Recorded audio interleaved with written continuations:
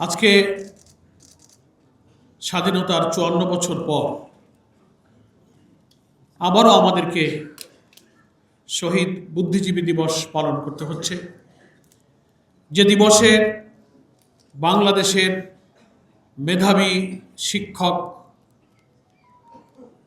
একটি জাতি, একটি সভ্যতা বিনির্মাণে যারা অসাধারণ ভূমিকা রেখে থাকেন, কবি, সাংবাদিক, সাহিত্যিক, লেখক, শিল্পী, বাংলাদেশের এই সম্পদকে কারা স্বাধীনতার অর্থাৎ বিজয়ের প্রাক্কালে হত্যা করেছিল, পরিকল্পিত বেছে বেছে নৃশংসভাবে খুন করেছিল। ৫৪ বছর পেরিয়ে গেলেও বুদ্ধিজীবী হত্যার এই রহস্য আজও উন্মোচিত হয়নি। ঢালাওভাবে এদেশের রাজনীতির অঙ্গনে বাইরে থেকে যারা গুটি চালিয়ে বাংলাদেশের নতুন নতুন রাজনীতির বয়ান বা ন্যারেটিভ তৈরি করেন, এদেশের দিল্লির তাবেদাররা বুদ্ধিজীবী হত্যার ঘটনা নিয়ে তাদের প্রথাগতভাবে সমস্ত দায় দায়িত্ব ঘৃণিতভাবে জামাত ইসলামীর উপরে চাপাবার যে চেষ্টা করেছেন, তিলে তিলে ইতিহাসের অনেক ইতিহাস এবং তথ্য আবিষ্কার হচ্ছে যে এই হত্যার পিছনে দিল্লির পরিকল্পিত ষড়যন্ত্রের ভিত্তিতে ভারতীয়রা আমাদের এই সেরা সন্তানকে হত্যা করেছে। আজকে এমন সময় আমরা এই আলোচনা সভায় মিলিত হয়েছি। আমাদের জাতির সম্পদ ২৪শে জুলাই আন্দোলনের অকুতোভয় মৃত্যুঞ্জয়ী যোদ্ধা শরীফ ওসমান হাদিকে হত্যার উদ্দেশ্যে নির্ভুল টার্গেট করে যেভাবে গুলি করা হয়েছে, ঠিক নির্বাচনের তফসিল ঘোষণার পরের দিন এই হত্যাকাণ্ড বা হত্যাকাণ্ডের উদ্দেশ্যে এই আক্রমণ দেশ জুড়ে নির্বাচন বানচাল করে একটা অরাজক অস্থিতিশীল পরিস্থিতি সৃষ্টি করার জন্য কিছুদিন থেকেই বাংলাদেশের এক শ্রেণীর সাংবাদিক, এক শ্রেণীর সুশীল নামের দিল্লির তাবেদাররা টক শোতে, লেখনীতে এমন পরিস্থিতি তৈরি করেছে মনে হচ্ছে আওয়ামী লীগ না আসলে ইলেকশনটা হবে না। কি করে ইনক্লুসিভ ইলেকশনের নামে, রিফাইন ইলেকশনের নামে আওয়ামী লীগকে ইলেকশনে আনা যাবে, ফ্যাসিবাদের দোসর জাতীয় পার্টিকে জোড়াতালি দিয়ে ইলেকশনে আনা যাবে, তার পক্ষে এক শ্রেণীর বুদ্ধিজীবীরা বয়ান তৈরি করতে চেষ্টা করেছে। ঠিক সেই সময় হাদির উপরে গুলি করা হয়েছে। সংগ্রামী দেশবাসী, এমন সময় হাদিকে গুলি করা হয়েছে ঠিক কিছুদিন ধরে নির্বাচন তফসিল ঘোষণা হবে, নির্বাচনের পোলারাইজেশন হচ্ছে, জনগণ উৎসব মুখর পরিবেশে ভোট দিতে যাবে। সেই নির্বাচনের ময়দানকে এমন একটা ন্যারেটিভের মাধ্যমে সাংবাদিক, লেখক, কলামিস্ট, বুদ্ধিজীবী, শিল্পী, সাহিত্যিকরা বর্ণচোরার মতো যারা ৫ই আগস্টের পর যারা লুকিয়ে গিয়েছিলেন, আমাদের সরকারের প্রশাসনের গোয়েন্দাদের ব্যর্থতার সুযোগ নিয়ে তারা আবার মাথা খোলস বেরিয়ে দিয়ে তারা আবার এই দেশকে দিল্লির তাবেদার বানাবার চক্রান্তে লিপ্ত হয়েছে। তারই অংশ হিসাবে আমি মনে করি আমাদের স্নেহস্পদ সন্তান এই হাদিকে খুন করার জন্য তাকে গুলি করা হয়েছে। তার জীবন সংকটাপন্ন।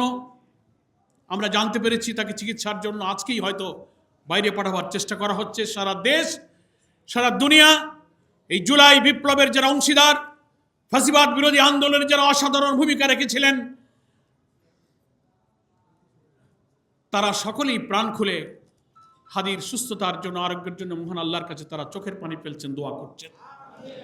আমরা আল্লাহর কাছে আজকের এই আলোচনা সভায় দোয়া করছি, ভারতীয় আধিপত্যবাদ বিরোধী দেশপ্রেমিক যে শুধু নিজের জন্য নয়, দেশের জন্য এবং প্রত্যেক ফ্যাসিবাদ বিরোধী রাজনৈতিক শক্তিকে এই ন্যারেটিভ দিয়ে একটি জুলাইয়ের চেতনায় ঐক্যবদ্ধ রাখার জন্য সে অকুতোভয় সংগ্রামী বার্তা ছড়িয়ে দিয়েছিলেন, সেই হচ্ছে শরীফ ওসমান হাদি। আল্লাহ তাআলা তাকে আমাদের মাঝে ফিরিয়ে দিন। আমরা মনে করি এই দেশের স্বাধীনতা, আমাদের জাতিসত্তা, আমাদের অখণ্ডতাকে রক্ষার প্রয়োজনে হাদির মতো এই সংগ্রামী মৃত্যুঞ্জয়ী বীরের বেঁচে থাকা প্রয়োজন। আল্লাহ তাআলার কাছে আমরা সেই দোয়া করছি। প্রিয় ভাইরা আমার, সংক্ষেপে শহীদ বুদ্ধিজীবী দিবস সম্পর্কে আমি শুরুতে যে কথাটা বলেছি তার একটু ব্যাখ্যা দিতে চাই। আজও বুদ্ধিজীবীদের কারা হত্যা করলো? বামপন্থী কলকাতা কেন্দ্রিক বুদ্ধিজীবী, ভারতীয় তাবেদার, নানানভাবে তারা এদেশের ইসলামী আন্দোলনকে, জামাত ইসলামকে তারা দায়ী করে থাকেন।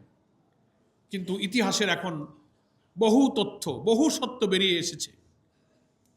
এই হত্যাকাণ্ড ছিল ভারতীয় সেনাবাহিনীর, ভারতীয় গোয়েন্দাদের একটি সুপরিকল্পিত ষড়যন্ত্রের অংশ। কারণ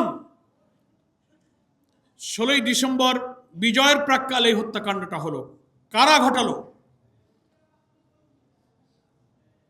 8ই ডিসেম্বর বিজয়ের আগে ভারতীয় 36 সেনারা ঢাকায় অবতরণ করেছিল, রেকর্ড আছে।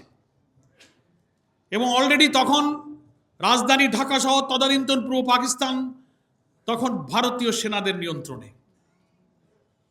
সেই সময় পাকিস্তানি সৈন্য, তারা তাদেরকে অভিযুক্ত করেন রাজাকার আলবদর, যে নাম তাদেরকে বলা হয়, স্বাধীনতা বিরোধী যারা লড়াই করছিলেন।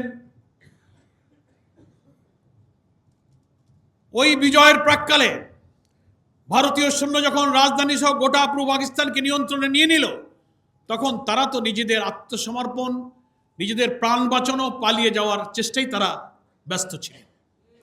কে কাকে খুঁজে কোথায় কাকে হত্যা করবে, নিজেদের জীবন বাঁচাতেই তো তখন তারা ব্যস্ত ছিলেন। রাও ফরমান আলী আত্মসমর্পণকারী একজন পাকিস্তানি জেনারেল, তিনি তার ইন্টারভিউতে বলেছেন আন্তর্জাতিক টেলিগ্রাফ পত্রিকায়, আপনারা আজকের পত্রপত্রিকাও দেখেছেন, তিনি বলেছেন। তারপরে ভারতীয় লেখকরা বলেছেন যে ভারতীয় সৈন্যরা যখন এই ঢাকা সহ পূর্ব পাকিস্তান তাদের নিয়ন্ত্রণে নিয়ে নিল, পাকিস্তানি সেনাবাহিনী 14ই ডিসেম্বরই আত্মসমর্পণ করতে চেয়েছিল, কিন্তু ভারতীয় সেনাবাহিনী জগজিৎ সিং অরোরা আর আত্মসমর্পণ করেছিলেন জেনারেল নিয়াজি। তাদের মধ্যে ডায়ালগ চলছিল আত্মসমর্পণের দিনক্ষণ ঠিক করার জন্য।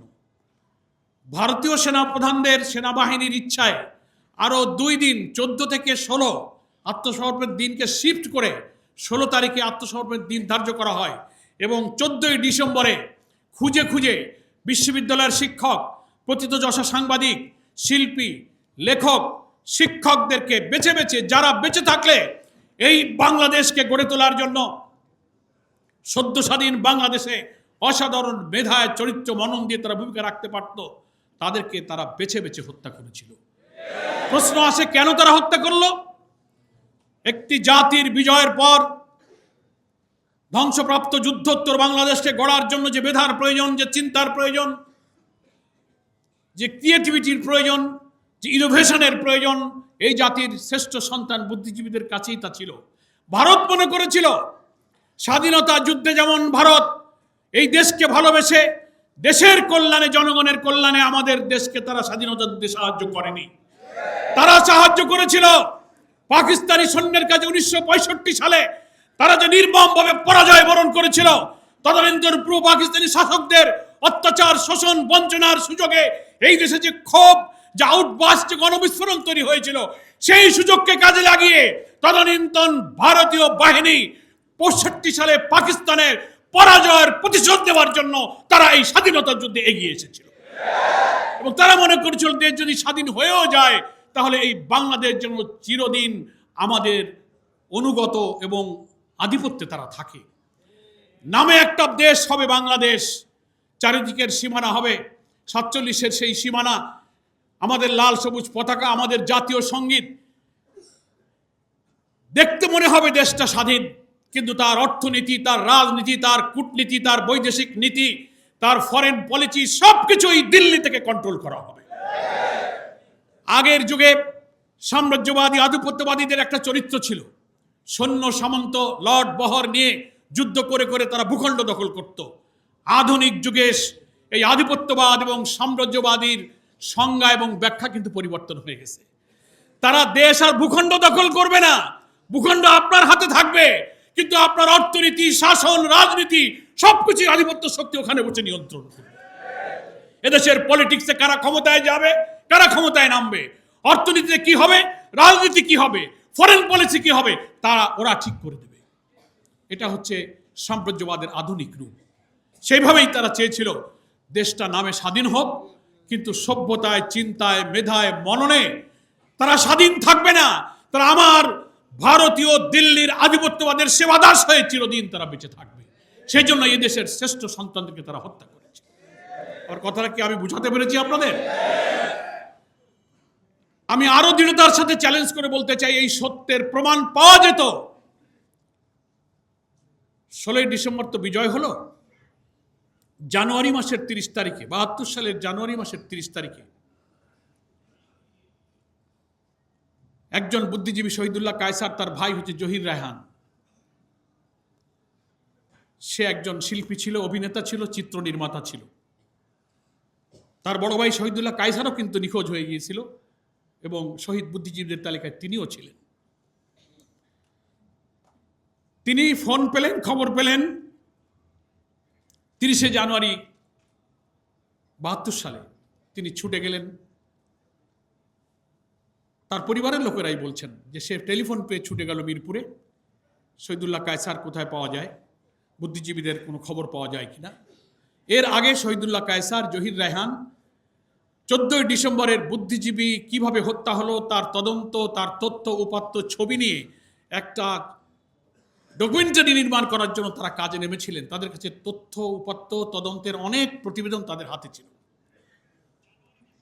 তিনি ছুটে গেলেন, তারপরে জহির রায়হানও কিন্তু নিখোঁজ হয়ে গেলেন, আর জহির রায়হানকে পাওয়া গেল না। তার বন্ধু ছিল তদানীন্তন রাষ্ট্রপতি আবু সাইদ চৌধুরীর বঙ্গভবনে রাষ্ট্রপতির স্টাফ অফিসার ছিল মোহাম্মদ সেলিম। তিনিও এই তদন্ত কাজে, ডকুমেন্টারি এবং চিত্র নির্মাতার কাজে জহির রায়হানের সহযোগী ছিলেন। একই সময় দুই বন্ধু কিন্তু তারা চলে গিয়েছেন। আজকের পত্রিকায় সেই ইতিহাসের লেখনীয় আসছে। লেখকরা এটা বলে না জহির রায়হান নিখোঁজ হয়েছে, তা বলে না, কিন্তু সেলিমও যে সেদিন নিখোঁজ হয়েছে সে কথা কিন্তু এখন আর কেউ বলে না। কারণ ওই সেলিমের কাছেও বুদ্ধিজীবী হত্যার তদন্তের অনেক তথ্য উপাত্ত ছবি তার কাছেও ছিল, জহির রায়হানের কাছেও ছিল। এদেরকে যদি জীবিত পাওয়া যেত তাহলে ভারতীয় সেনারা যে সেদিন বুদ্ধিজীবী বেছে বেছে কিভাবে হত্যা করেছিল তার প্রামাণ্য অনেক ছবি, চিত্র প্রমাণ এই জাতি কিন্তু জানতে পারত। সেজন্য এটাই আশঙ্কা করা হয়েছে যে জহির রায়হানকেও 14 ডিসেম্বর তো আগে চলে গেল, জানুয়ারির 30 তারিখে 1.5 মাস পর জহির রায়হান আবার নিখোঁজ হয়ে গেল। কেন? সেলিম কেন নিখোঁজ হলো? অর্থাৎ এই কারণে নিখোঁজ হলো যে ওরা বেঁচে থাকলে বুদ্ধিজীবী হত্যায় ভারতীয় আধিপত্য দিল্লির তাবেদারদের ষড়যন্ত্রের দলিল বাঙালি জানতে পারত, এদের জানতে পারত। সেই জন্য তাদেরকেও শেষ করে দেওয়া হচ্ছে। আজ অবধি সেই বঙ্গভবনে সেলিমের যিনি সেখানে বসবাস করতেন, বুদ্ধিজীবী হত্যার তদন্তর সংশ্লিষ্ট প্রতিবেদন, কাজ, কর্ম, চিত্র নির্মাতাদের যেসব ডকুমেন্ট যা কিছু সব তার স্ত্রী এবং তার মা তন্ন করে খুঁজেছে, সেখানেও পাওয়া যায়নি। জহির রায়হান শহীদুল্লাহ কায়সারের বাড়ি, শহীদুল্লাহ কায়সারের স্ত্রী ছিল পান্না কায়সার, যার মেয়ে শমী কায়সার সবাইকে চেনেন। তারাও কিন্তু তাদের বাসা বাড়িতে এই চিত্রের নির্মাণের তথ্য উপাত্তর কোনো ডকুমেন্টস তারা হাজির করতে পারেনি। 54 বছর পরে যদি এই বুদ্ধিজীবী হত্যার তদন্তের কাজে গিয়ে তারা নিখোঁজ হয়ে যান, তারপরে কোনো একটি প্রমাণও বের করা গেল না যে এই হত্যার সাথে রিয়েল জড়িত কারা ছিল। সেজন্য আওয়ামী লীগই পরিকল্পিতভাবে ভারতের ডিকটেশনে এই তদন্ত প্রক্রিয়াকে আর আগাতে দেয়নি। এই সত্য প্রকাশিত হলে এই স্বাধীনতা যুদ্ধের পিছনে ভারত যে এই দেশকে ভালোবেসে স্বাধীনতা যুদ্ধে তারা সাহায্য করেনি, এই দেশকে তাবেদার বানানোর জন্যই যে তারা এটা করেছে এবং বুদ্ধিজীবীদের তারা হত্যা করেছে, এই সত্যটা জাতি জেনে ফেলতো। তাই পরিকল্পিতভাবে শেখ মুজিবের জীবদ্দশা এবং পরবর্তী আওয়ামী লীগের কোন সরকারই এই বুদ্ধিজীবী হত্যার রিপোর্ট আজও প্রকাশ করতে পারে। ফলে আমরা মনে করি আজকে বাংলাদেশে কিন্তু সেই দিল্লির তাবেদারদের রাজনীতির একা ঘটনা আসলেই নতুন ন্যারেটিভ, নতুন বয়ান, নতুন রাজনীতির গতিপথ নির্ধারণ করে জাতিকে সেদিকে বিভ্রান্ত করে মিসগাইড করে চালাবার সেই যে অপচেষ্টা তা কিন্তু আজও বন্ধ হয়ে যায়নি। শরীফ ওসমান হাদিরা জুলাই যোদ্ধারাই ছিল এই ভারতীয় আধিপত্যবাদের হাত থেকে আমাদের এই স্বদেশ ভূমির অখণ্ডতা, স্বাধীনতা সর্বত্র রক্ষা করা অতন্দ্র প্রহরী। এই জন্য তারা টার্গেট করেছে নির্বাচনের আগে এই জুলাই যোদ্ধাদেরকে হত্যা করতে না পারলে আগামী জাতীয় নির্বাচনে ইসলামপন্থী ভারতীয় আধিপত্যবাদ বিরোধী শক্তির এখানে বিজয় হবে।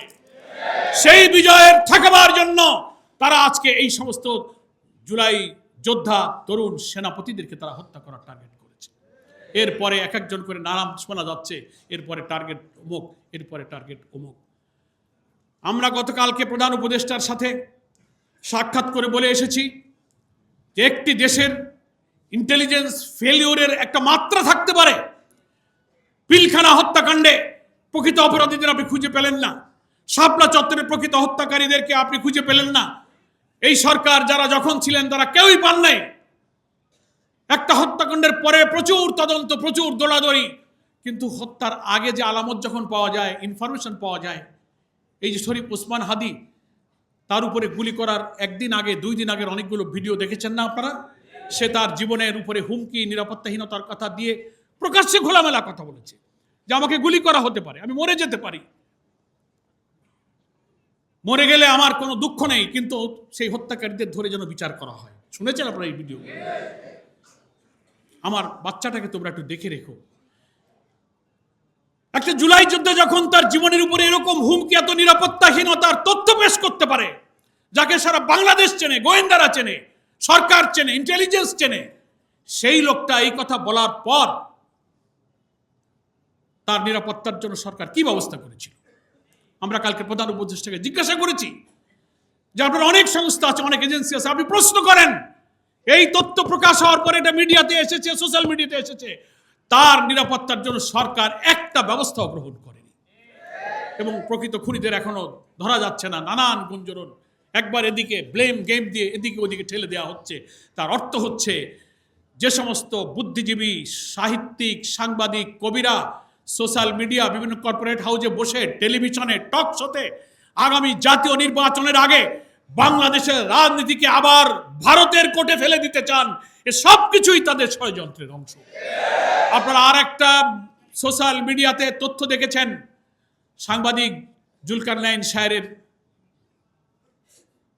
পক্ষ থেকে প্রচার করা হয়েছে, টেলিগ্রাম একটা ইন্টারনাল কনফারেন্স হচ্ছে, সেখানে অনেক আওয়ামী লীগের দেশে বিদেশি নেতারা, সেখানে বক্তব্য বলা হচ্ছে, পরামর্শ হচ্ছে, এদেশের আওয়ামী লীগকে অভয় দেওয়া হচ্ছে যে তোমরা বেশি টেনশন করবো না, যা করবার আমরা করে দিচ্ছি। 11 তারিখ থেকে লোক ঢুকে যাবে, আমরা লাইসেন্স পেয়ে গেছি, সশস্ত্র লোক ঢুকছে, চট্টগ্রাম, ঢাকা অ্যাকশন হবে, প্রয়োজনে পরে খুলনাতে যাওয়া হবে। শুনেছেন আপনারা সেগুলো? আমরা সেগুলো প্রধান উপদেষ্টাকে বলেছি। আন্তর্জাতিক একটা মিডিয়া আল জাজিরার সাংবাদিকের পাঠানো এই টেলিগ্রাম মিটিং এর সাথে কারা জড়িত ছিল, কারা ছিল, তথ্য প্রযুক্তির এই চরম উৎকর্ষতার যুগে এই তথ্য বের করা কোনো কঠিন কাজ নয়। 11 তারিখে তারা বলেছে, 12 তারিখে হাদি কিন্তু শুট হয়েছে। কি দেখেছেন আপনারা? এরপরে কি টার্গেট আছে? এত কিছু পাওয়ার পরও যে দেশের গোয়েন্দা সংস্থা হাজার হাজার কোটি টাকার বেতন নেবে, সুযোগ সুবিধা ভোগ করবে, গাড়ি বাড়ি ভোগ করবে, আর আমার সমাজের শ্রেষ্ঠ সন্তানদের জীবনের নিরাপত্তার তথ্য দিতে ব্যর্থ হবে, তাদের এখানে চাকরি করার কোনো অধিকার নেই। আমরা প্রধান উপদেষ্টাকে বলেছি, এগুলো খুঁজে বের করুন, গ্রেফতার করুন, এবং খুনিদেরকে ডেকে আপনারা রিমান্ডে এনে এর প্রকৃত তথ্য বের করে শাস্তির ব্যবস্থা করুন, বিচারের আওতায় আনুন। তা না হলে আমাদের কারোর জীবনের নিরাপত্তা থাকবে না। আগামী নির্বাচনে 300 আসনে যারা প্রার্থী হবে তাদের জীবনও তো ঝুঁকির মধ্যে পড়েছে, নাকি বলেন? সেজন্য আমরা সরকারের কাছে বলবো, সরকারের যারা ল এনফোর্সিং এজেন্সি আছে তাদেরকে বলবো, যারা ইন্টেলিজেন্সের অনেক সংস্থা, আপনার এনএসআই আছেন, ডিজিএফআই আছেন, ডিবি আছেন, এসবি আছেন, প্রচুর ইন্টেলিজেন্সের ব্যবস্থা আছে। আমরা শুনি কি এক মহা কাজ কারবার, আপনাদের কত যন্ত্রপাতি রাশিয়া, ইউরোপ, আমেরিকা থেকে আনেন, আধুনিক। লাভ কি? এগুলো অনেক কি করলেন এ পর্যন্ত? আপনি দেখান স্বাধীনতার 54 বছরে আপনারা কোন সরকারি তার এই গোয়েন্দা কার্যক্রম, অত্যাধুনিক ইনস্ট্রুমেন্ট, হাতিয়ার, ইকুইপমেন্ট, লজিস্টিক সাপোর্ট ব্যবহার করে জাতির নিরাপত্তা একটা দায়িত্ব আপনারা পালন করতে পারেন? কি করতে পেরেছেন? আওয়ামী 16-17 বছরে খুনি হাসিনা, ফ্যাসিস্ট হাসিনা, এইসব গোয়েন্দাবাদীর হাজার হাজার কোটি টাকা নাজান প্রজেক্ট এনে ইসলামপন্থী আলেম ওলামা, পীর, মাশায়েখ, দিনদার, স্কলার, ইয়াং তরুণ ছেলেদেরকে ধরে নিয়ে জঙ্গি বানিয়ে তাদেরকে আটকে রেখে তাদেরকে আপনারা হত্যা করেছেন। মিথ্যা ভুয়া গোয়েন্দা প্রতিবেদন দিয়ে নিরীহ নিরপরাধ ছেলেদেরকে জঙ্গি সাজিয়ে তাদেরকে ক্রস ফায়ারে দিয়েছেন। এই গোয়েন্দা, এই প্রশাসন আমরা চাই না। সংগ্রামী ভাইরা আমার, আমি আপনাদের কাছে এই কথাটা বলে শেষ করতে চাই, যে আজকের সময় এসেছে আমাদের এই হাদিদের জীবনের নিরাপত্তা সংরক্ষণ, আমাদের স্বাধীনতা সার্বভৌমত্বের সংরক্ষণ এবং ভারতের জনগণের প্রতি আমাদের কোনো আক্রোশ নেই। আমাদের বিশাল প্রতিবেশী দেশ, দুনিয়ার কোনো দেশ তার প্রতিবেশীর সাথে নিষ্প্রয়োজন কোনো শত্রুতা রক্ষা করা, কোনো শত্রুতা নিয়ে চলা। তবে ভারতের যারা সরকার, সাম্প্রদায়িক হিন্দুত্ববাদী সরকার যারা ক্ষমতায় এখন আছেন, বারবার যারা এসেছেন, তারাই এদেশের স্বাধীন সত্তাকে বিকিয়ে দিয়ে এদেশের ইসলামী মূল্যবোধ ধ্বংসের জন্য তারা বারবার এদেশের মানুষের উপরে হত্যার ষড়যন্ত্র চাপিয়ে দিয়েছেন। আপনারা বর্ডার কিলিং করেছেন, আমাদের পানি সমস্যা, আমাদের নদীর সমস্যা, আপনারা ফেলানির মতো কাঁটাতারে ঝুলিয়ে রেখে এই দেশের মানুষকে হত্যা করা, আমাদের ট্রানজিট, আমাদের ট্রেড ব্যালেন্স সবকিছুকে পরিকল্পিতভাবে আপনারা ধ্বংস করেছেন। আমরা সম্পর্ক চাই, কিন্তু সেই সম্পর্ক চাই ন্যায্যতা এবং সমতার ভিত্তিতে। বিগ ব্রাদারলি অ্যাটিটিউড নিয়ে আপনি আমাদেরকে শাসন করবেন। আপনি যেমন স্বাধীন, আমরাও বাংলাদেশ একটি স্বাধীন দেশ। আমাদের পররাষ্ট্রনীতি, আমাদের অর্থনীতি, রাজনীতি, আমরা স্বাধীন হব। আমার দেশে কে নির্বাচনে যাবে আর যাবে না, কে সরকার গঠন করবে আর করবে না, that is up to me. এটা আমাদের দেশের জনগণের ব্যাপার। আপনি ওখান থেকে এসে পররাষ্ট্র প্রতিমন্ত্রী, পররাষ্ট্র সচিব, এক এক সময় এক এক গোয়েন্দা এসে সফর করে বলবেন যে আপনারা নির্বাচনে যান, তা না হলে কিন্তু মৌলবাদরা ক্ষমতায় চলে যাবে। এই কথা বলার অধিকার কোনো দেশের নেই। এগুলোই আপনারা এতকাল করেছেন। আজকে যখন একটা অবাধ, নিরপেক্ষ, স্বচ্ছ নির্বাচনের জন্য জাতি প্রস্তুত হচ্ছে, সবাই আমরা মিলে সহযোগিতা করছি, এটা এখন তাদের গাত্রদাহ তো হবেই। স্বচ্ছ নিরপেক্ষ বিচারে ফ্যাসিস্ট খুনি হাসিনার ফাঁসির দণ্ড হয়ে যাওয়ার পরে পলাতক মৃত্যুদণ্ড প্রাপ্তি আসামিকে যারা আশ্রয় দিতে পারে, তারা এই দেশের কখনো কল্যাণ করতে পারে না। আন্তর্জাতিকভাবে ইন্টারপোলের রেড অ্যালার্ট জারি করা হয়েছে, সব আসামিরা আপনার দিল্লি, কলকাতায় ঘুরে বেড়াচ্ছে। আপনি কিসের কল্যাণ চান? আপনি যদি কোনো আন্তর্জাতিক কোনো কনভেনশন, জেনেভা কনভেনশন, আন্তর্জাতিক আইন, সবকিছু জাতিসংঘের সনদের প্রতি শ্রদ্ধা থাকে, এই দেশের সহস্রাধিক মানুষকে যারা হত্যা করেছে, 40,000 লোককে যারা ক্ষতবিক্ষত করেছে, সেই চিহ্নিত প্রমাণিত আদালতের সেই অপরাধী ফাঁসির আসামিকে আপনি জাতির সামনে সোপর্দ করেন, আইনে সোপর্দ করে প্রমাণ করেন যে আপনি আন্তর্জাতিক আইন মানেন। ন্যায্যতার ভিত্তিতে আমরা আমাদের সব প্রতিবেশীর সাথে সম্পর্ক রাখবো। কিন্তু আপনি যা করছেন, সারা দুনিয়ার কোন আন্তর্জাতিক সংস্থা এবং কোন দেশ, কোন বিবেকবান জাতি এই সম্পর্ককে কখনো ন্যায্য এবং সমতার সম্পর্ক মনে করে না। এ সম্পর্ক হচ্ছে আপনি একটি জাতিকে, একটি স্বাধীন দেশকে পদানত করে গোলামীর জাতিতে আপনি বসবাস করিয়ে আপনি আমাদেরকে শাসন করবেন, আমরা আপনার সেবাদাস হব ইনশাআল্লাহ। সকল পরাশক্তির রক্তচক্ষুকে এড়িয়ে যখন ফ্যাসিস্টকে আমরা পালিয়ে যেতে বাধ্য করেছি, দুনিয়ার কোন শক্তি তাকে রাখতে পারেনি। আগামী দিনের নতুন বাংলাদেশ গড়ার এই স্বপ্ন কেউ ইনশাআল্লাহ ব্যর্থ করতে পারবে না। বাংলাদেশের 18 কোটি মানুষ একটি অবাধ, সুষ্ঠু, নিরপেক্ষ নির্বাচনের মধ্য দিয়ে বাংলাদেশ জামাত ইসলামীর সংগ্রামী আমির ডাক্তার শফিকুর রহমান জাতিসত্তা রক্ষায়, নতুন দেশ নির্মাণে যে জাতীয় ঐক্যের ডাক দিয়েছেন, সেই ডাকে জাতি আজ ঐক্যবদ্ধ হয়েছে। গ্রামে গ্রামে নতুন বাংলাদেশ গড়ার জন্য জোয়ার তৈরি হয়েছে। সেই জোয়ারে সামিল হওয়ার জন্য আমি বাংলাদেশের মানুষের প্রতি আহ্বান জানাই। আমাদের প্রিয় সন্তান তুল্য শরীফ ওসমান হাদির খুনিদেরকে অবিলম্বে খুঁজে বের করে আইনের আওতায় আনতে হবে, তার সুচিকিৎসা করতে হবে। আর যেন একটি প্রাণ না যায়, আর যেন কোন জুলাই যোদ্ধা, দেশপ্রেমিক, আধিপত্যবাদ বিরোধী সৈনিকের উপরে আক্রমণ না হয়, এ ব্যাপারে আমাদের সরকারকে কঠোর নজরদারি করতে হবে। তা না হলে এই জাতি, যে শেখ হাসিনাকে মনে করেছিল মানুষ একে কেউ সরাতে পারবে না, লৌহ মানবী, কোন লৌহ মানবীতে কাজ হয় নাই, দুপুরের খাবার রেখেই পালাইতে হয়েছে। তো আপনার সেই তুলনায় কিচ্ছু না। এই জাতির যদি অস্তিত্ব না থাকে, এই জাতি কারো অস্তিত্ব বরদাস্ত করবে। সকলকে ধন্যবাদ জানিয়ে, শহীদ বুদ্ধিজীবী যারা দেশের জন্য জীবন দিয়েছিলেন, তাদের প্রকৃত হত্যাকারীদের খুঁজে বের করা, শরীফ ওসমান হাদির উপরে হামলাকারীদের খুঁজে বের করে আসুন নতুন বাংলাদেশ বিনির্মাণে আমরা অন্তত কমন ইস্যুতে জাতীয় ঐক্য তৈরি করে জুলাইয়ের চেতনাটা আমরা ধরে রাখি। আমরা দুর্নীতিমুক্ত সমাজ চাই, সোশ্যাল জাস্টিস চাই, একটি নৈতিকতার ভিত্তিতে কারিগরি উৎপাদনমুখী শিক্ষা চাই, তরুণ যুবকদের শিক্ষা, কর্মসংস্থান, ব্যবসা বাণিজ্যের কনজিনিয়াল অ্যাটমসফিয়ার হয় এমন একটা দেশ আমরা চাই। সেই প্রশ্নে আমাদের কোনো বিভেদ নেই, সেখানে আমরা সবাই ঐক্যবদ্ধ আছি। এই জাতীয় ঐক্য গড়ে তুলে আমরা আগামী নির্বাচনে বাংলাদেশের একটি কাঙ্ক্ষিত স্বপ্ন আমরা পূরণ করব। আল্লাহ তাআলা আমাদেরকে সেই তৌফিক দান করুন। আমিন। ওমা তৌফিক ইল্লা বিল্লাহ। আসসালামু আলাইকুম ওয়া রাহমাতুল্লাহি ওয়া বারাকাতুহু।